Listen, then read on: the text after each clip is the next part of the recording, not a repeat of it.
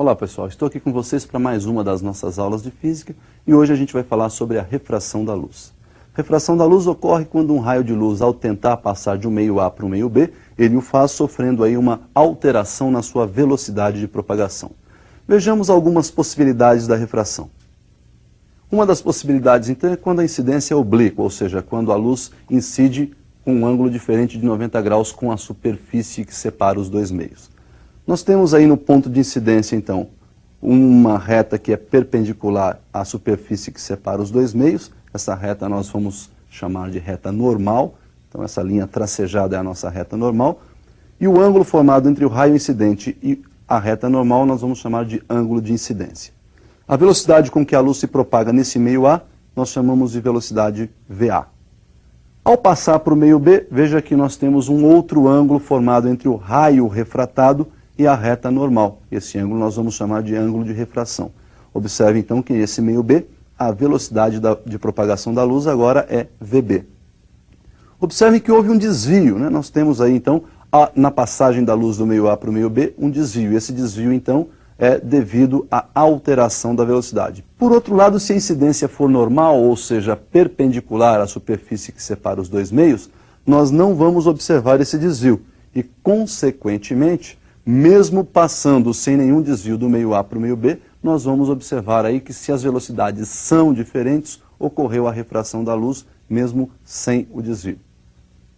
Então nós vimos aí a incidência oblíqua, onde a luz vai passar do meio A para o meio B, e na alteração de velocidade nós vamos ter aí também um desvio na trajetória de propagação, e vimos a incidência normal, que nós vamos observar a mudança na alteração da velocidade da luz, vai ocorrer a refração, mas não vamos perceber aí o desvio na trajetória de propagação da luz.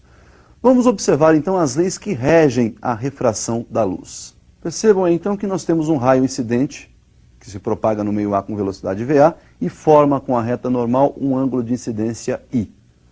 No meio B nós temos o raio refratado, que forma com essa mesma reta normal o ângulo de refração R, e esse raio refratado sofreu aí um desvio. O ângulo de desvio nós chamamos de delta. A primeira lei diz que o raio incidente, o raio refratado e a reta normal são coplanares, ou seja, pertencem ao mesmo plano.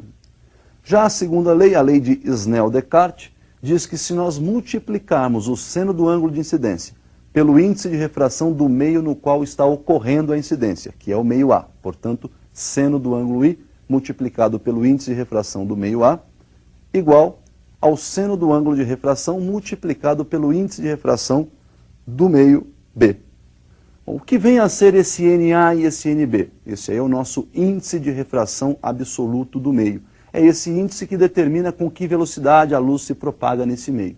Então nós vamos observar a definição desse índice de refração. Olhe na tela o que é o índice de refração absoluto. O índice de refração, então, é a relação entre a velocidade de propagação da luz no vácuo, que nós vamos representar pela letra C, e a velocidade de propagação da luz no meio estudado, que nós vamos chamar de V, ou meio considerado. Percebam que, por ser uma relação entre velocidades, o nosso índice de refração absoluto é adimensional. No vácuo, então, seu valor é igual a 1, e no ar, a velocidade de propagação da luz no ar, por ser aproximadamente igual à velocidade de propagação da luz no vácuo, nós vamos ter um índice no ar, então, aproximadamente igual a 1.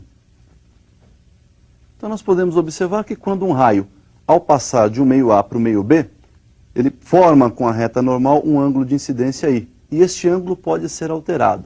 Conforme nós vamos aumentando este ângulo de incidência, o ângulo de refração também aumenta, e nós vamos chegar no momento em que ocorre o limite de incidência ou o limite de refração.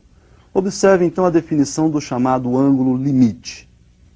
Bom, nós temos aí, então o chamado ângulo limite. Perceba então que nós temos um raio passando do meio A para o meio B, e conforme eu aumento o ângulo de incidência, também aumenta o ângulo de refração.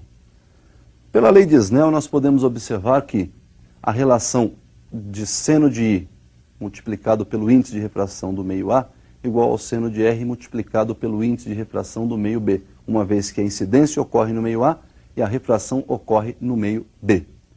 Podemos observar ainda que o ângulo é maior naquele meio que tem menor índice, ou seja, a relação ângulo e índice de refração são inversamente proporcionais, ou seja, maior ângulo, menor índice. Então veja o seguinte, quando nós pegamos este ângulo de incidência e começamos a aumentá-lo, né, a refração também vai aumentando, até que o nosso ângulo de incidência, por exemplo, atinja aí 90 graus, até que o nosso raio incidente seja praticamente paralelo à superfície que separa os dois meios. Quando isso acontece, nós atingimos o limite. Nesse caso, o ângulo limite é o chamado ângulo de refração, que nós vamos adotar aí como sendo L, L de limite. Então, o nosso ângulo R passou a ser L. Como a incidência chegou a 90, temos que seno de 90 multiplicado por NA igual ao seno de L multiplicado por NB. Seno de 90 é igual a 1, temos que 1 vezes NA é igual seno de L vezes NB. Dividindo os dois lados da igualdade por NB, nós temos então que o seno de L igual NA sobre NB, onde NA é o menor índice de refração absoluto, NB é o maior índice. Então, para melhor guardar essa equação, o seno do ângulo limite é sempre o menor índice de refração dividido pelo maior índice de refração. Bom, pessoal, uma aplicação muito importante dessa refração acontece lá nas lentes esféricas. Então, nós vamos visualizar aí os tipos de lentes para que a gente possa fazer um estudo do comportamento da luz atravessando uma lente esférica. Então, nós temos aí 6 tipos de lentes que nós dividimos em 2 grupos. No primeiro grupo, nós temos as lentes que têm os bordos ou as extremidades finas. Então, são chamadas aí de lentes de bordos finos.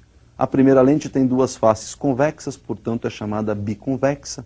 A segunda lente tem uma face plana e a outra convexa, por isso é chamada plano-convexa. E a terceira lente tem uma face côncava e a outra convexa, por isso é chamada então côncavo-convexa.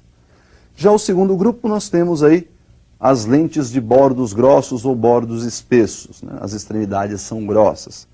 Essa primeira lente, 2 faces côncavas, por isso ela é chamada bicôncava. A segunda lente nós temos uma face côncava e a outra plana, por isso plano-côncava. E a terceira lente, a face convexa e uma face côncava, daí então o nome convexo-côncavo. E essas lentes elas podem se comportar como divergentes ou convergentes. Vejamos então qual é a relação entre a lente convergente e a lente divergente. Vamos diferenciar esses 2 tipos de lentes.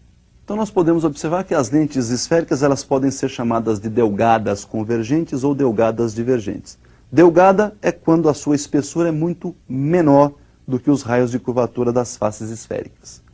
Muito bem, a delgada convergente. Então nós temos aí o eixo principal, que é esse eixo que liga aí o centro óptico da lente com os pontos focais e com os pontos antiprincipais. Então o A, ponto antiprincipal objeto, F é o ponto focal objeto, é o foco objeto, F' é o foco imagem e o A' é o antiprincipal imagem. E o centro óptico nós vamos chamar de O. Quando nós temos então aí um raio incidindo, né, por exemplo, paralelamente a esse eixo principal, esse raio sofre nesta primeira lente uma convergência, ou seja, ele se aproxima do eixo principal. Quando a lente é divergente, o mesmo raio se aproximando então da lente, ele vai sofrer uma divergência, ele vai se afastar do eixo principal. Observe que na lente divergente nós temos aí uma troca no posicionamento dos pontos focais e dos pontos antiprincipais. Então, o antiprincipal objeto e o foco objeto estão do lado então onde a luz sofre a refração. E o antiprincipal imagem e o foco imagem estão do lado onde a luz está sendo incidida aí, onde a luz incide nessa lente. Qualquer uma daquelas lentes que nós vimos no grupo anterior, né, pode se comportar como lente convergente ou como lente divergente.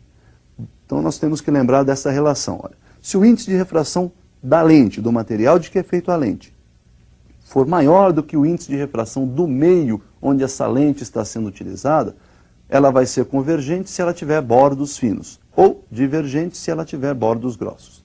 Por outro lado, se o índice de refração do material de que é constituído, de que é feita essa lente, for menor do que o índice de refração do meio de utilização dessa lente, ela vai ser divergente se tiver bordos finos ou convergente se tiver bordos grossos.